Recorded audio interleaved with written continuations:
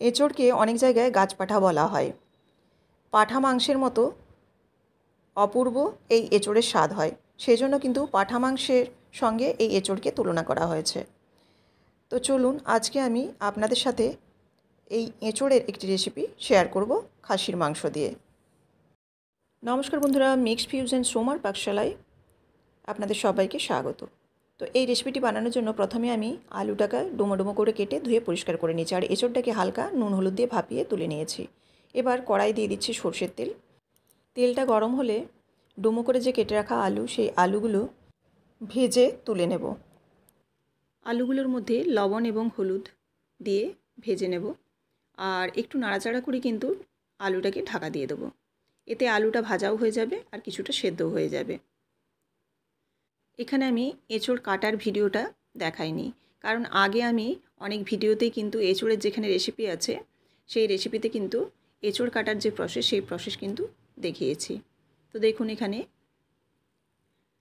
আলুগুলোকে আমি অর্ধেকটা ভেজে নিয়েছি, মানে অর্ধেক ভাজা করে নিলাম। করে নিয়ে এবার এই সেদ্ধ করে রাখা যে এঁচোড়গুলো, সেই এঁচোড়গুলো এখানে দিয়ে দিচ্ছি।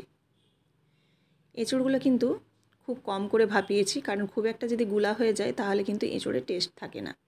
তো সেই কারণে কম করে আমি ভাপিয়ে নিয়েছি। এবারে আলুর সাথে দিয়ে একটু নাড়াচাড়া করে এটাও হালকা করে ভেজে নেব। এঁচোড়টাকে আপনারা আলাদা করেও ভাজতে পারেন, তবে আমি এখানে আলুর সাথে দিয়ে দিলাম যাতে একেবারে দুটো কাজ হয়ে যায়। এবার এঁচোড় আর আলুটাকে তুলে নিচ্ছি।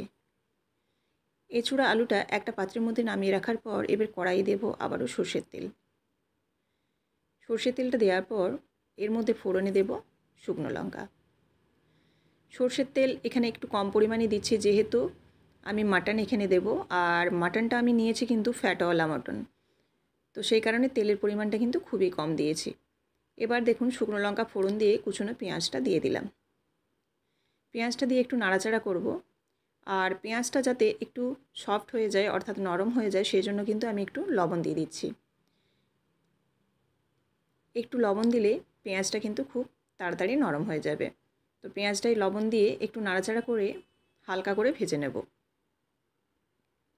পেঁয়াজটার মধ্যে যখন এরকম হালকা একটা ব্রাউনিশ ভাব আসবে তখন এর মধ্যে আমি গুঁড়ো হলুদটা দিয়ে দিচ্ছি।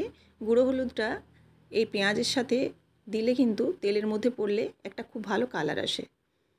এবার দিয়ে দিচ্ছি রসুন বাটা, আদা বাটা, আর দিয়ে দেবো খুব সামান্য জল, কারণ মশলাটা কষানোর জন্য অবশ্যই জল লাগবে, নইলে কিন্তু কড়াইতে ধরে যাবে। এবার দেখুন, আদা রসুনটা দিয়ে নাড়াচাড়া করার পরে এবার গুঁড়ো মশলা অ্যাড করছি। প্রথমে দিয়ে দিচ্ছি আমি ধনে গুঁড়ো, তারপর অ্যাড করব জিরে গুঁড়ো, আর দিচ্ছি লঙ্কার গুঁড়ো ঝালের জন্য। এবার এখানে দিয়ে দিচ্ছি হাফ চামচের মতো চিনি, দিয়ে একটু মশলাটাকে কষিয়ে নেব। এখানে জল দেব, জল দিয়ে মশলাটাকে কষাবো। জলটা শুকিয়ে গেলে কিন্তু জল দিয়ে দিয়ে মশলাটাকে কষাতে হবে, তলায় যেন কোনো মতেই মশলাটা লেগে না যায়। তো দেখুন, এবার নাড়াচাড়া করে মশলাটাকে কষাবো, আর একটু ঢাকা দিয়ে দেবো, তাতে তাড়াতাড়ি রান্নাটা হয়ে যাবে। দেখুন, ঢাকা দিয়ে দিচ্ছি, আর মশলাটাও কিন্তু প্রায় কষানো হয়ে এসছে। মশলাটা থেকে যখন তেল ছাড়া ছাড়া হয়ে যাবে অর্থাৎ তেল বেরোতে শুরু করবে, সেই সময় বুঝতে হবে যে মশলাটা কষানো হয়ে গেছে। আর এখানে দেখুন, আমি মাটন খুব কম নিয়েছি এবং ফ্যাটওয়ালা যে মটনগুলো সেগুলো নিয়েছি, অর্থাৎ চর্বি আছে যে মটনগুলোর গায়ে, সেই মাটনগুলোই আমি এখানে ব্যবহার করেছি। এই জন্য আমি কিন্তু তেলের পরিমাণটাও খুব কম দিয়েছি, কারণ মাটনের ফ্যাট থেকে কিন্তু তেল বেরোবে। এবার ঢাকা দিয়ে দিয়েছিলাম। ঢাকা দিয়ে মাটনটাকে ভালোভাবে কষিয়ে নিতে হবে।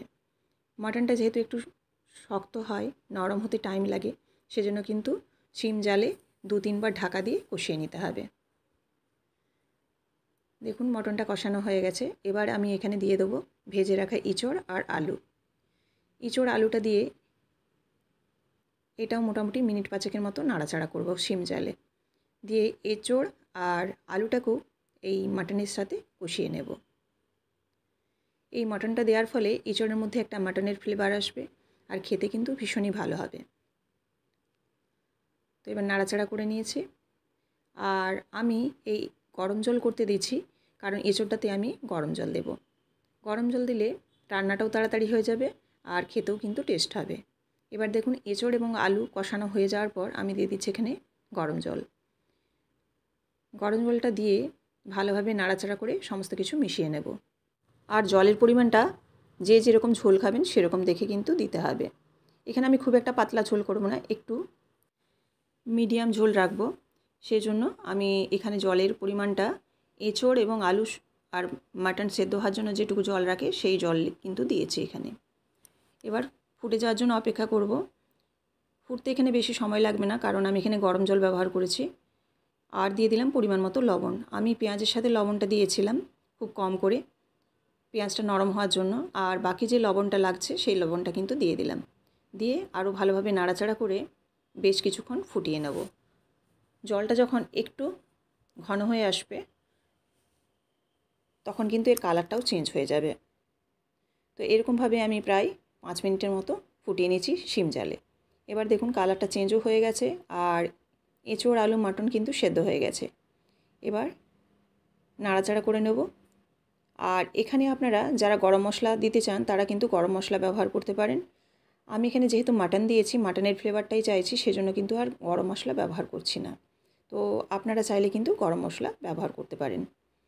এবার দেখুন এই নাড়াচাড়া করে আরও 2 মিনিট রেখে দিলাম। রেখে দেওয়ার পর একদম রেডি হয়ে গেছে এঁচড় মাটন কারি। আমি আপনাদের 5 মিনিট পর দেখাচ্ছি। দেখুন কতটা সুন্দর হয়েছে আর খেতেও কিন্তু অপূর্ব হয়। একটা মটনের ফ্লেভার থাকে, ভীষণ ভালো কিন্তু খেতে হয়। আপনারা একবার হলেও ট্রাই করে দেখতে পারেন।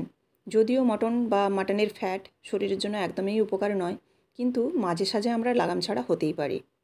তো এই রেসিপিটি যদি ভালো লেগে থাকে অবশ্যই লাইক, কমেন্ট এবং শেয়ার করবেন আর চ্যানেলটিকে অবশ্যই সাবস্ক্রাইব করে দেবেন। আবারও আপনাদের সাথে দেখা হচ্ছে নেক্সট রেসিপিতে। সবাই ভালো থাকবেন। ধন্যবাদ।